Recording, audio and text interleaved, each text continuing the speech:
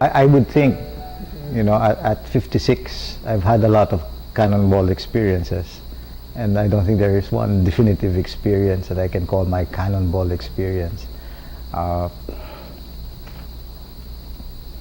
cannonball experience is an experience that trips you, napapatid ka. So when I look back, and I like to tell this story, when I was in grade school, I was one of the top students, so I thought, yeah, I'll go to Philippine Science High School, that's my dream. From Lourdes to Philippine Science to UP. That was the trajectory I had planned even then. And then I applied to Philippine Science, and I passed the first exam. So I go, okay na. I even applied to Ateneo High School, told them, sorry, but my priority is Philippine Science, not Ateneo. Anyway, long story short, the second exam came and I flunked it. I failed it. So I had to eat humble pie and go to Miss Becky Sanyosa here in the high school. Says, Ma'am, tatanggapin niyo pa ba ako? Anyway, to her credit, and I guess maybe I would say that's God's grace, she accepted me. But then even at Ateneo High School, which I really appreciated the formation I got there. Even with Ateneo High School, my plan was still to go to UP. But anyway, this time when I took the UPCAT, I passed. But then Ateneo was quite expensive, and the admissions officer then, who was Father Samson, said, I'll match whatever UP is giving you. So I got a scholarship, and that brought me back to Ateneo. And I keep wondering, in an alternate universe, had I pushed through with what I had originally planned, I would not be here, I think. I would be, perhaps, I would have a family somewhere else already. Anyway, those things, there are intersections in your life, and you think you want to turn left, but then circumstances sort of force you to turn right. And then you think you're lost, but you're not. You're just on your way. There are a lot of experiences, even now as an adult. I can recall being tripped. Once I was in a wedding and I fainted. It's funny. Usually yung bride yung hinihimatay. Ito yung pare. Anyway, they didn't know. They thought I was having a stroke. But it wasn't a stroke. We could only find this out later. The tests were all okay. I used to faint before, but I remember falling. In fact, when I was in Sagada, back, some of my friends will know this. But this time, I think doctors think it was a glaucoma attack. I could have gone blind actually. But when it was happening, I was even smiling. I said, God, what a way to go. I said, this is it? This is it? Am I going?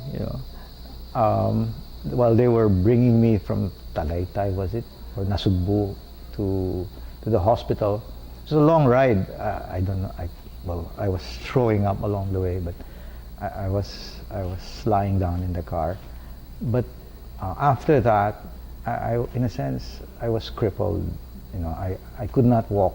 Actually, I had to use a cane, and for about 2 weeks. So that tripping makes you wonder about many deep things in life. This was when I was just beginning to be a president of Savior, and it was so humiliating and embarrassing. I said, kasi simula ko pa lang, ito na, and I still have 6 years ahead of me. And this is already who I am, what I am. I'm already, ano yung Tagalog term? Baldado, crippled. So it was humiliating. But at the same time, it was very, very strengthening. Because then you ask, who do you depend on? Who are you leaning on? And then that's when I realized life is so vulnerable. We think we're resilient. It's hard to actually kill a person. I mean, if you stab a person several times, the person doesn't die immediately. But that moment made me think, God, we're hanging on a thin thread. And God can just cut that thread. Or someone else can cut that thread and you're gone. That's it. That vulnerability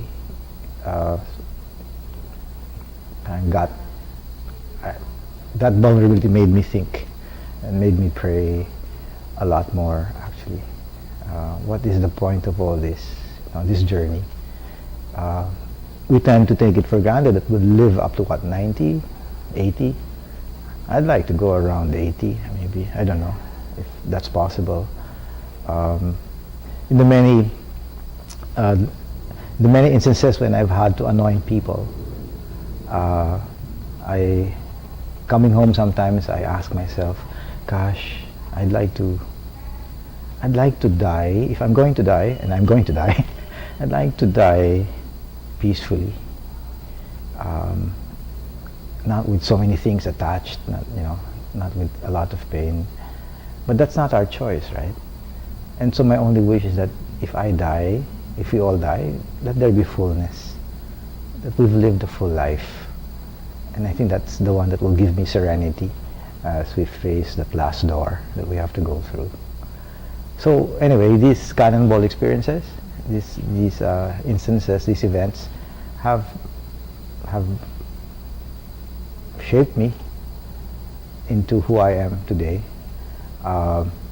Life is something that I cannot just take for granted, and that I have to live this life to the full, any chance I get. I hope I bring that with me while I lead the Ateneo de Manila, and I wish that this is something, this fullness is something that I can share with the young ones who are under our care. Also in the Ateneo as an institution itself. So I pray for more cannonball experiences for you, for others, for those who are on this journey of loving Christ and expressing that love in their commitment for others.